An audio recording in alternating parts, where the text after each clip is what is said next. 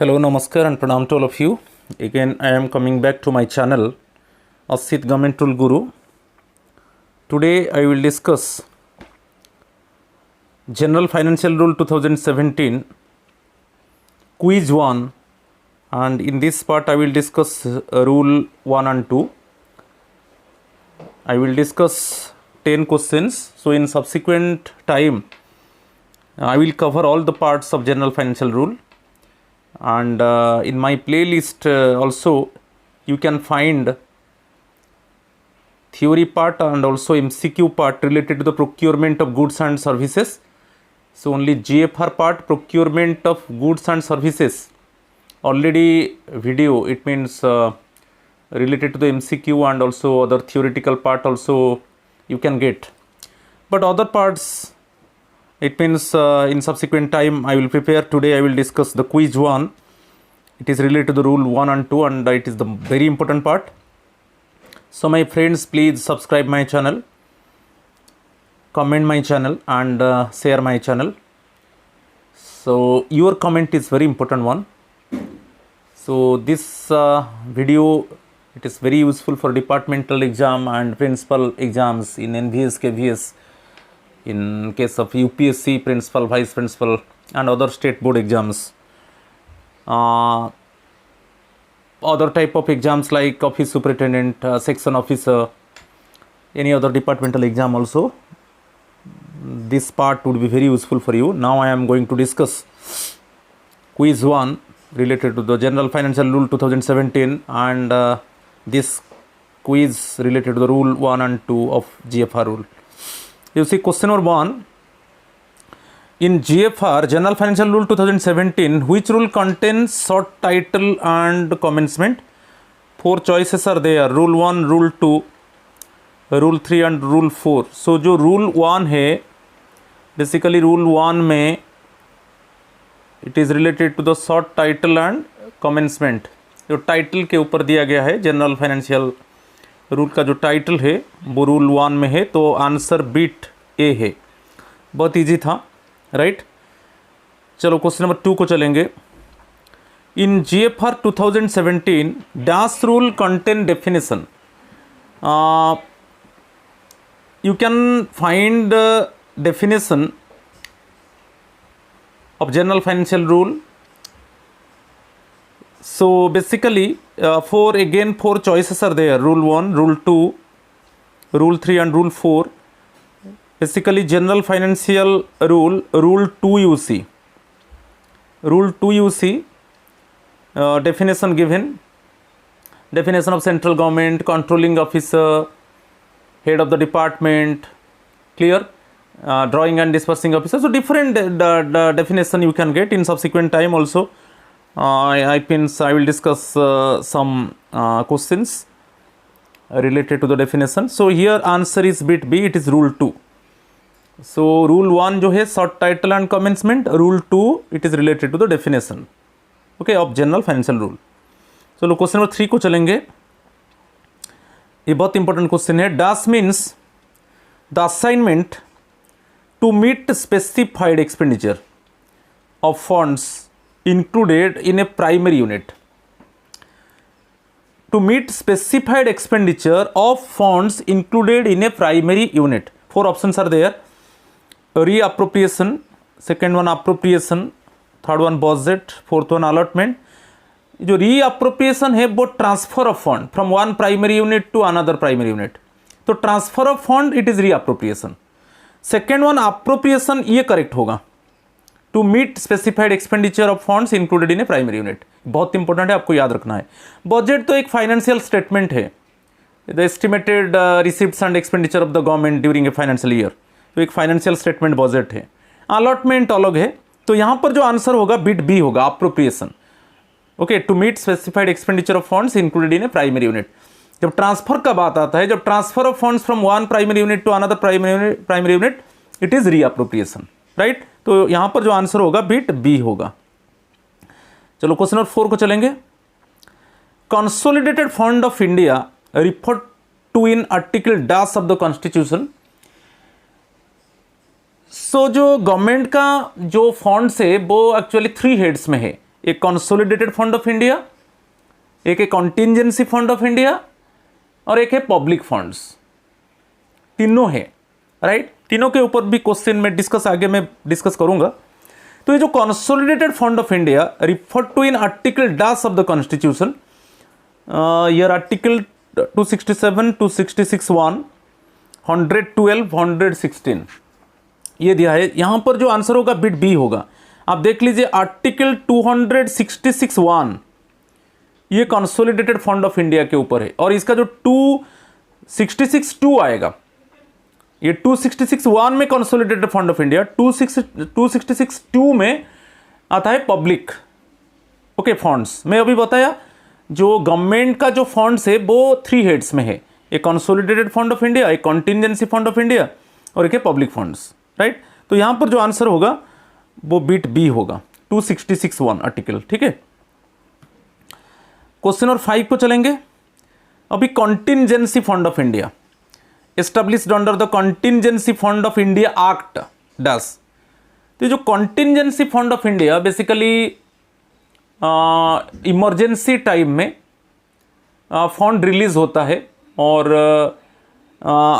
यहाँ पर actually contingency fund case में अप्रूवल चाहिए ऑनरेबल प्रेसिडेंट का, और ये जो फंड एक्चुअली मेंटेन करता है secretary of the finance ministry, okay. Secretary of the finance ministry ये फंड को मैनेज करते हैं, और ये फंड से कब रिलीज होता है, जब कोई इमरजेंसी सिचुएशन होता है, कोई नेचुरल डिजास्टर टाइप में ये फंड से मनी रिलीज होगा, ओके, असिस्टेंस के लिए, और वहाँ पर अप्रूवल ऑनरेबल प्रेसिडेंट का चाहिए।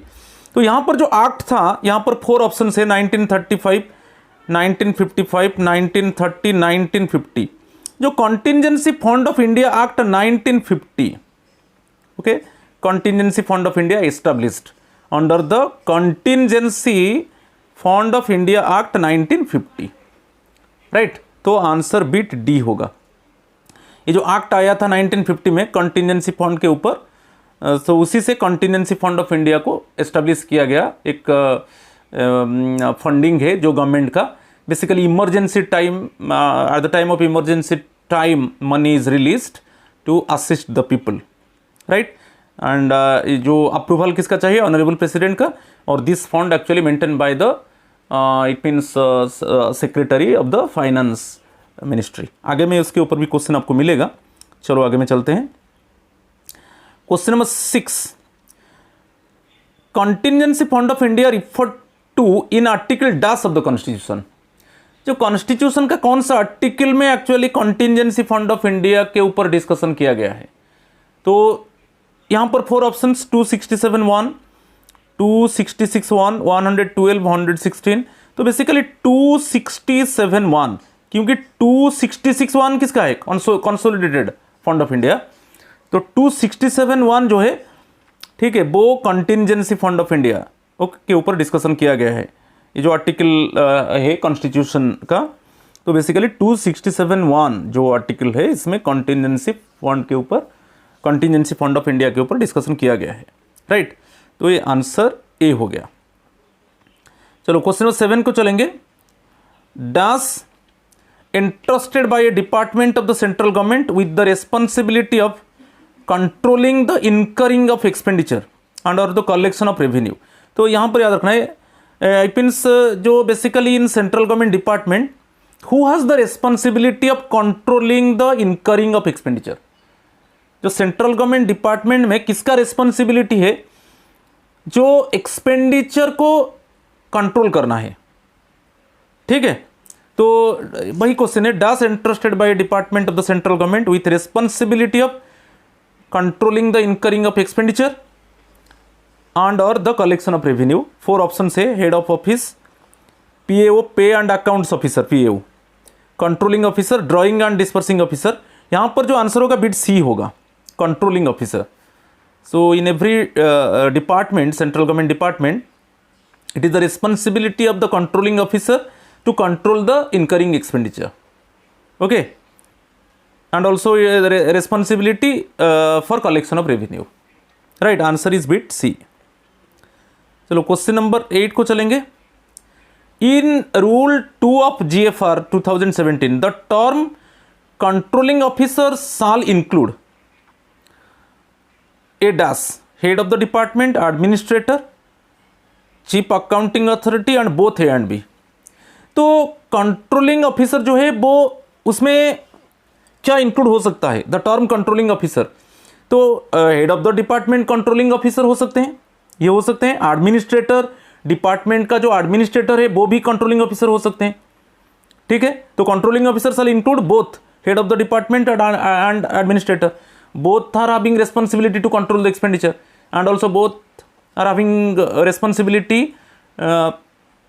to check the collection of revenue। तो दोनों हो सकते हैं controlling officer, head of the department और एडमिनिस्ट्रेटर। तो दोनों, यहां पर जो आंसर होगा बिट डी होगा, both A and B, right. चलो क्वेश्चन नंबर 9 को चलेंगे। Department of the government of India listed in the dash to the government of India allocation of business rules. ये जो अलोकेशन ऑफ बिजनेस रूल्स 1961 आपको याद रखना है, ये ईयर को याद रखना है।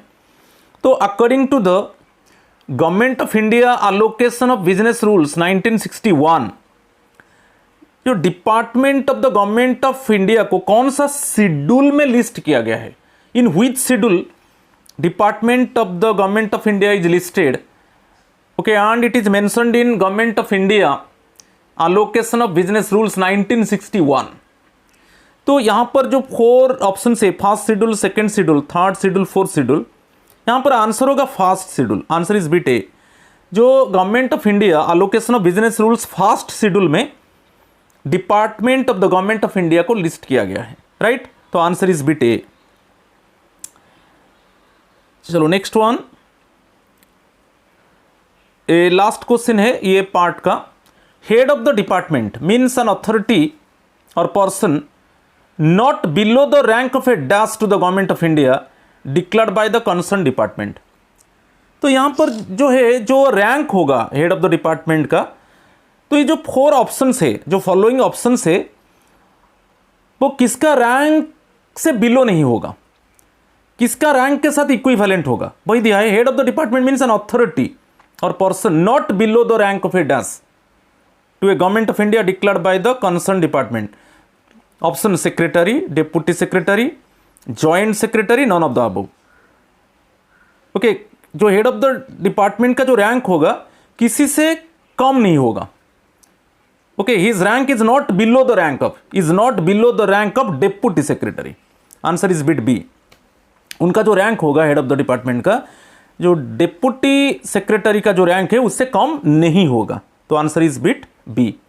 ये आज का 10 क्वेश्चंस था। आप मेरा पार्ट 2 वीडियो देखिए, तो आगे ऐसे मैं डिस्कस करता जाऊंगा, क्योंकि ओनली जीएफआर पार्ट में मैं procurement of goods and services मेरा वीडियो आपको मिल जाएगा, थियोरेटिकल और एमसीक्यू मिल जाएगा, दोनों पर कंप्लीट इंफॉर्मेशन मिल जाएगा। प्रोक्योरमेंट ऑफ गुड्स के ऊपर, प्रोक्योरमेंट ऑफ सर्विसेज के ऊपर और जेम के ऊपर, जो परचेज रूल होता है जेम के ऊपर आपको मिल जाएगा। और अभी जो मेरा इनकमिंग वीडियो होगा वो अदर पार्ट के ऊपर, जो जीएफआर का अदर पार्ट है, अदर पार्ट के ऊपर मैं अभी बना रहा हूँ। ये पार्ट 1 है, तो ऐसे में आप देखते रहिए। Just you it means definitely within 10 to 15 days actually you can get all the videos related to the GFR except procurement of goods and services, क्योंकि उसके ऊपर मैं वीडियो बना चुका हूँ। और आपको जेम के ऊपर भी वीडियो मिल जाएगा, पूरा कंप्लीट इन्फॉर्मेशन मिल जाएगा। ऐसा भी जेम के ऊपर मेरा प्लेलिस्ट में देखिए, जेम के ऊपर भी वीडियो है। So my friends, please subscribe my channel, like my channel, comment my channel, share my channel, so that you can get notification for my upcoming videos. So namaskar and thank you.